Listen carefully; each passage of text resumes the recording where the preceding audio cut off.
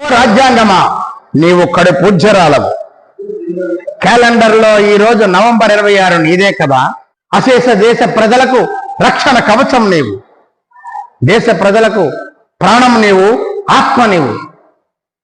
Doctor BR Ambedkar చేతిలో చెక్కబడిన శిల్పం నీవు. 1949 నవంబర్ 26వ తారీఖున ప్రాణం పోసుకున్నావు.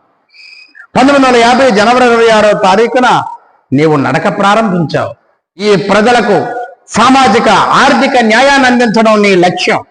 ఈ లక్ష్య సాధనలో కాలానుగుణంగా ప్రజల అవసరాలకు ఆకాంక్షలకు అనుగుణంగా అనేక మార్పులు చేర్పులు పొందుచున్నావు.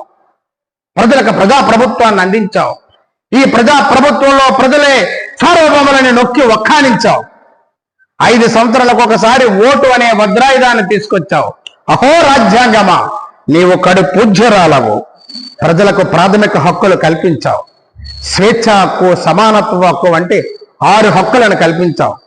ఈ హక్కులతో ప్రజలు స్వేచ్ఛగా మాట్లాడుకోవడానికి, సభలు సమావేశాలు నిర్వహించుకోవడానికి అవకాశం కల్పించావు. మత స్వాతంత్రాన్ని ఇచ్చావు. ప్రజలు తమకు నచ్చిన మతాన్ని అనుసరించడానికి, ప్రచారం చేసుకోవడానికి అవకాశం కల్పించావు.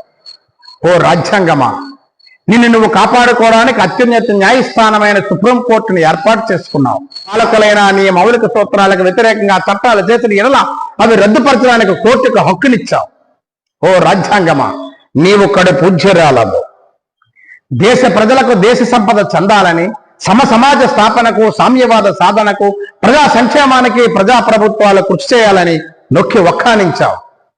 ప్రజలకు హక్కులతో పాటు బాధ్యతలను కూడా ఇచ్చావు.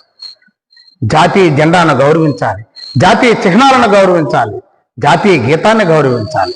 ఇక విద్యార్థుల విషయానికి వస్తే 6 సంవత్సరాల నుండి 14 సంవత్సరాల లోపు పిల్లలు బడిలో ఉండాలి. చదువు అనేది వాళ్ళ హక్కు అని తేల్చి చెప్పావు. సార్వత్రిక నిర్బంధ ప్రాథమిక విద్యను అమలు చేయాలని ప్రజాప్రభుత్వాలకి నిర్దేశించావు. అహో రాజ్యాంగమ్మ నీవు కడు పూజ్యరాలవు. ప్రతి సంవత్సరం దేశ ప్రజలందరూ నేను రాజ్యాంగ దినోత్సవంగా జరుపుకోవడం ప్రజలు నీకిచ్చే గౌరవం. దేశ చరిత్రలో నీవు ఒక రోజును పొందావు. అదే నవంబర్ 26. నవంబర్ 26 ఈరోజు నీ రోజు. అహో రాజ్యాంగమా నీవు కడు పూజ్యరాలవు. అంబేద్కర్ కి జై.